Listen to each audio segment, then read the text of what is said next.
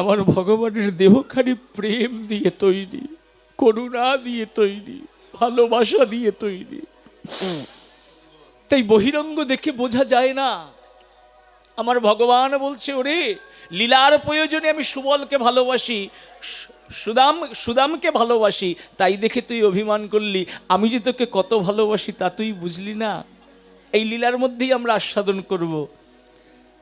শ্রীরাম যখন গোবিন্দের চরণে নূপুর পরাতে গেল, গিয়ে দেখছে সব রয়েছে চরণ মধ্যে, জগৎ বিশ্ব ব্রহ্মাণ্ড। শ্রীরাম দেখছে সবাই আছে, পিতানন্দ, মাতা যশোমতী, গ্রহ তারা নক্ষত্র সব আছে। শ্রীরাম দেখছে শুধু শ্রীরাম নেই। শ্রীরাম তখন কেঁদে কেঁদে বলেছিল, কানাই তোর চরণে সবাই আছে, সবাই তোর চরণ পেল, আমি তোর চরণ ছাড়া। আমরা আস্বাদন করব লীলার মধ্যে।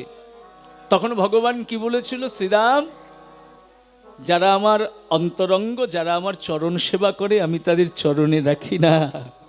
শ্রীরাম তুই তোকে ওখানে খুঁজে পাবি না, তুই তাকিয়ে দেখ আমার হৃদয় মাঝে, তুই তো আমার হৃদয়ে রয়েছিস রে, তুই তো আমার হৃদয়ে রয়েছিস।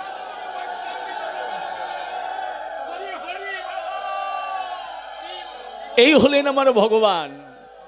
এই করুণাময়, তিনি এত ভালোবাসেন তার ভক্তদের। তাই আমার ভগবান আজ মনে মনে ভাবছেন, শ্রীরাম আমি কাল চলে যাব, আমার এই বিরহ যন্ত্রণা তুই সহ্য করতে পারবি না আমি জানি।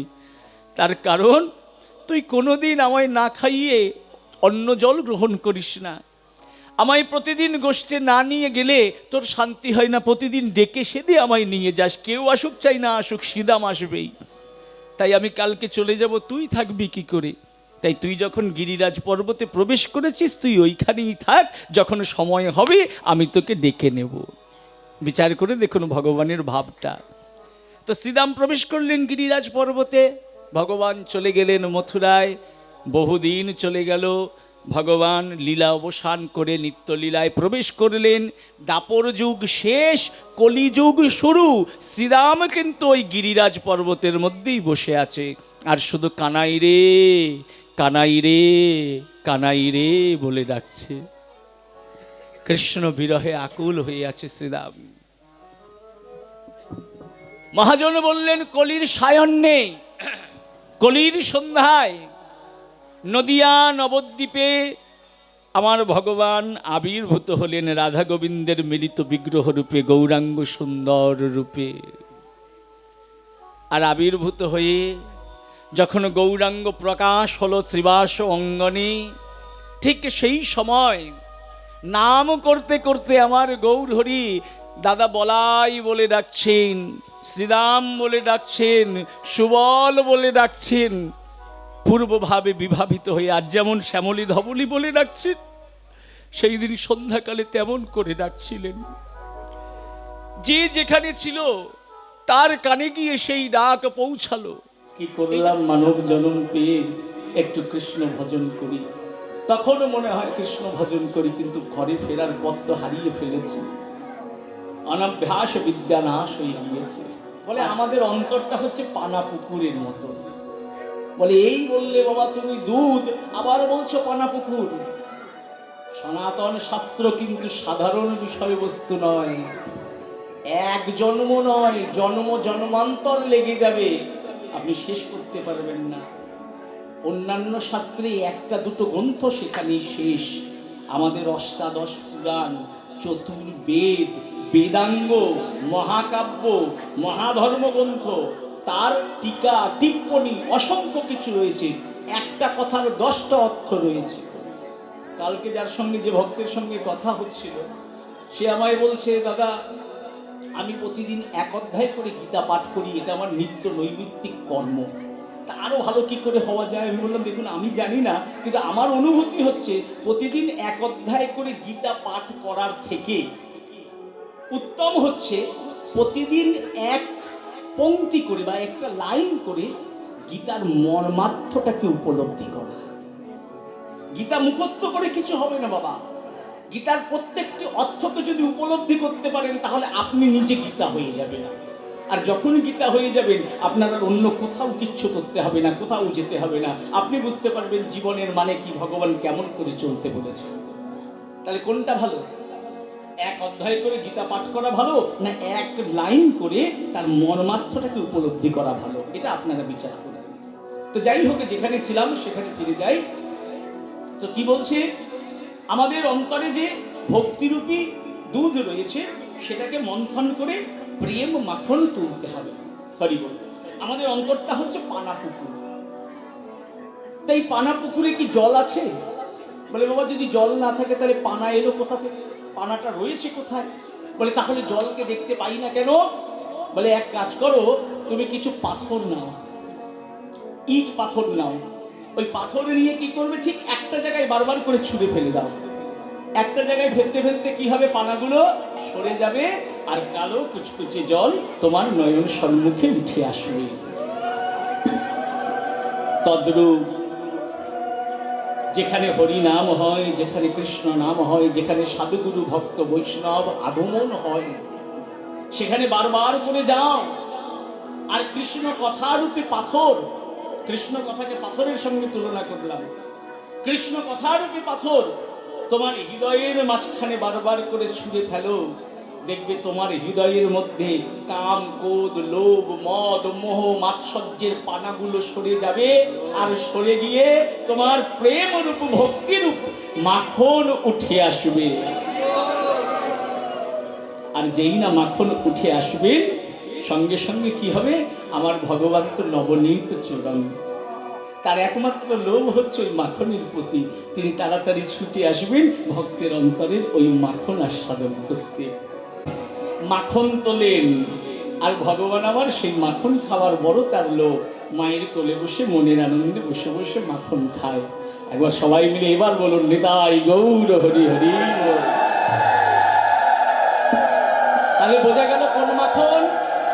জাগতিক জগতের মাখন নয়, প্রেম ভক্তির মাখন। ভগবানকে আস্বাদন করাতে হবে। হ্যাঁ, এখন বসে বসে মাখন খাচ্ছেন, এমন সময় কে এলেন? শ্রীরাম। এসে ডাকছে, কানাই, আরে কত বেলা হয়ে গেল, বলি গোষ্ঠী যাবি না?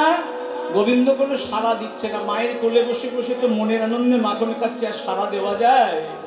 তো শ্রীরাম সুবলের কাছে গিয়ে বলছে, ভাই সুবল, এ ভাই সুবল, দেখ দেখ দেখ, কতক্ষণ ধরে ডাকছি ভাই কানাইকে, কোনো সারা শব্দই দিচ্ছে না। আরে বহু সময় চলে গেল, দিন বহু গেল, গোঠেরও বেলা, কিছু নাহি বলে নন্দেরও বালা। দেখ কি সুন্দর ঘরের মধ্যে বসে রয়েছে। হ্যাঁ রে, মা কি একটা ওর আছে নাকি রে? আমাদের কি মানে? হ্যাঁ, আমরা কি এমনি এমনি উঠে এসেছি? আমাদের কি প্রতিদিন যেতে ইচ্ছে করে? আমাদের মা কি আমাদের আটকায় না? ও দিব্যি মায়ের কোলে বসে আছে। তাহলে প্রথমে শান্ত ভাব, শান্তভাবে যদি আপনি উত্তীর্ণ হতে পারেন, শান্তভাবের ভজন কি? সর্বজীবে কৃষ্ণ অধিষ্ঠান জানিবে সম্মান। সবার মধ্যে আমার ভগবান আছে এই জেনে সকলকে ভজনা করতে হবে, সকলকে কৃষ্ণ জ্ঞানে সেবা করতে হবে। অর্থাৎ ভক্তের চরণ ধুলা অঙ্গে মাখতে হবে, ভক্ত সঙ্গ করতে হবে। এই হচ্ছে শান্ত ভাব। আমরা শান্তভাবেই উত্তীর্ণ হতে পারলাম না। হরি হরি বল। আমরা কীর্তনের আসরে আসি, এসে সেজে গুজে এক জায়গায় বসে থাকি। ভক্তরা যখন নয়ন জলে বুক ভাসিয়ে কাঁদে, যখন আমাকে আলিঙ্গন দিতে আসে, আমি বলি ঠিক আছে। আমার মনে হয় বাড়াবাড়ি। বিচার করুন, আমি কিন্তু কাউকে বলছি না, আমি আমার কথা বলছি। আমার মনে হয় যেন বাড়াবাড়ি করছে। ওরে বাবা, এত চোখের জল আসে কোথা থেকে? আপনাদের এখানে নয়, আমাদের এই ভারতে আলোচনা হয়, এত চোখের জল আসে কোথা থেকে? এত কাঁদে কেন? ওরে বাবা, কাঁদে কেন, কোন ভাবে প্রবেশ করেছে তা বোঝার ক্ষমতা যদি তোমার থাকতো, তাহলে তো তুমি শ্রীকৃষ্ণের পাদপদ্মের দিকে এগিয়ে যেতে পারতে। হ্যাঁ, তাহলে কি আসলে দাঁড়িয়ে যে ভগবানের নামে করে কুলিয়ে খাচ্ছ, সেই ভগবানকে তুমি অসুর বলে সম্বোধন করতে পারতে? আমাদের ভারতে কীর্তনিয়া নামে কিছু পাষণ্ড আছে, তারা ভগবানকে অসুর বলে সম্বোধন করে। বিচার করুন। তো যাই হোক, ওইখানে যাব না, যেখানে ছিলাম সেখানে থাকি। তাহলে আগে শান্ত ভাব, শান্তভাবে যদি উত্তীর্ণ হতে পারো তবে কি আসবে? দাস্যভাব। দাস্যভাব মানে দেখবেন নয়ন জলে বুক ভাসিয়ে কাঁদতে কাঁদতে ধুলায় গড়াগড়ি যায়, ভক্তের চরণ ধুলায় গড়াগড়ি যায়। তখন কিন্তু আমার আমিত্ব আর আমার মধ্যে থাকে না, তখন চলে আসে দাস্য ভাব। যে আমার সম্মুখে আছে সে আমার প্রভু, আমি তার চরণ ধুলায় কেঁদে কেঁদে গড়াগড়ি যাচ্ছি। তাহলে অন্তরে শান্তভাবে হৃদয় হলে তারপরে দাস্য ভাব আসে। তাহলে দাস্য ভাবের মধ্যে কি থাকে? শান্ত ভাবও আছে, আবার দাস্য ভাবও আছে। এবার দাস্য ভাবে যদি আপনি উত্তীর্ণ হতে পারেন, তখন আপনার মধ্যে সূক্ষ্ম ভাব আসবে। হে গোবিন্দ, তুমি আমায় দেবে না মানে তোমাকে দিতে হবে। তুমি না জগন্নাথ, জগতের নাথ, আমি পাপী হই, আমি অধম হই, তুমি আমারও না।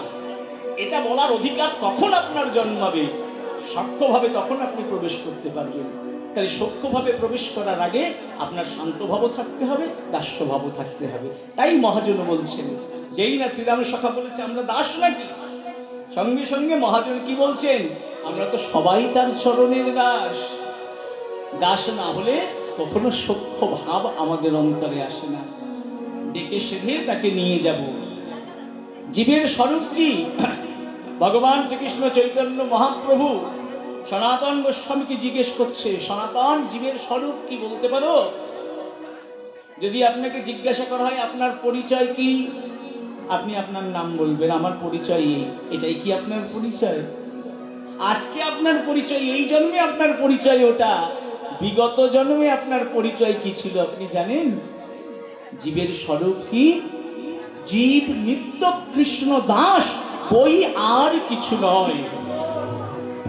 আমরা হচ্ছি শুধুমাত্র গোবিন্দের চরণের দাস। তো দাস যে তার প্রমাণ কি? দেখবেন দাসের গলায় কি থাকে? দড়ি থাকে, থাকে না? সারমেয় হচ্ছে প্রভু ভক্ত। সারমেয় মানে পোষা কুকুর, তাই তো? প্রভু ভক্ত। তো পোষা কুকুর দেখলে কি করে চেনা যায়? পোষা কুকুরের গলায় বেল্ট আছে, আছে না? আমাদের গলায় তো বেল্ট দিয়ে দিয়েছে শ্রীগুরুদেব। এই যে বেল্টটা দিয়ে কি করেছে? মাথাটা নিচু করে দিয়েছে। কিন্তু অধম তো, অবোধ তো, ত্রিনাদপি সুনিচিন হয়ে থাকতে পারি না, মাথাটা উঠে যায়। মাথাটা ওঠানোর অধিকার দেয় না। ত্রিনাদপি সুনিচেন তররিব সহিষ্ণুনা অমানেন মানদেন কীর্তনীয় সদা হরি। বৈষ্ণব হবে অনেক কঠিন বাবা। এই জগতে সবাই ভগবান হতে চায়। কলিযুগে ভগবানের অভাব নাই। যেই যাবেন পাটা এগিয়ে দেবে প্রণাম করার জন্য, হরি হরি। কানে কানে ফিসফিস, মাসে মাসে মাসোহারাটা বাড়িতে পৌঁছে দিস। ভগবানের অভাব নাই। কত পুরুষোত্তম আছে জগতে, সব নতুন কলিযুগে ভগবান। হ্যাঁ, বোঝা গেল? আর বেশি বলবো না, অল্প করে বলি। রাধে। এই জগতে সবাই ভগবান বলতে চায়, কিন্তু ভক্ত হতে চায় কজন? বৈষ্ণব হতে চায় কজন? ভক্ত কিন্তু কেউ হতে চায় না। তাই কি করতে হবে? আগে ভক্ত হতে হবে, আগে বৈষ্ণব হতে হবে। তা বৈষ্ণব হতে গেলে কি হবে? বলে বৈষ্ণব হইব বলে মনে ছিল সাধ, ত্রিনাদপি ষোলকেতে পড়ে গেলাম বাদ। মনে বড় আশা ছিল বৈষ্ণব হব, কিন্তু ওই সাজলাম, সাজাটাই সার হলো, বৈষ্ণব হওয়া হলো না। কারণ ওই যে তৃণের মতো হতে পারলাম না। গুরুদেব মাথাটা নিচু করে দিয়েছে, কিন্তু বারবার করে ওই দুর্বা ঘাস যেমন মাথাটা উঠে, দুর্বা ঘাসকে পাড়িয়ে দিয়ে চলে যাবেন, কিছুক্ষণ পর দেখবেন আবার সোজা হয়ে গিয়েছে, তেমনি আমারও মাথাটাও উঠে যায়, মাথাটা নিচু করতে পারলাম না। তাই চৈতন্য চরিতামৃত মহাপ্রভু বললেন, ত্রিনাদপি শুনিছেন, মাথাটা নিচু করে রাখবে সদা সর্বদা। শুনি তখন খুব কষ্ট হয়। বাংলাদেশে কেন ছুটে আসে? অর্থই কি সব থেকে বড় কথা? না, অর্থ বড় কথা নয়। এমন সাধুগুরু ভক্ত বৈষ্ণব সঙ্গ পাওয়ার জন্য বাংলাদেশে বারবার করে ছুটে আসি, কারণ এখানে আজও পদাবলীর গুরুত্ব রয়েছে। এই পদাবলী হলো গোপী মন্ত্র, ভগবানকে আকর্ষণ করার মন্ত্র। মহাজনেরা ভজনের সমস্ত কিছু গুহ্যাতি গুহ্য তত্ত্ব এই অষ্টক আলোচিত লীলার মধ্যে সাজিয়ে দিয়ে গেছে। আর এই পূর্ণ বাংলার মানুষ তারা এই পদাবলীকে প্রাণ ভরে আস্বাদন করে। আমাদের ওখানে তো কত লীলা, জয় রাধে রাধে, আমাদের ওখানে তো কত লীলা গাওয়া হয়, কালীয় দমন, নৌকা বিলাস, সেই হেন তেন। এখানে শুধু অষ্টক আলোচিত লীলা।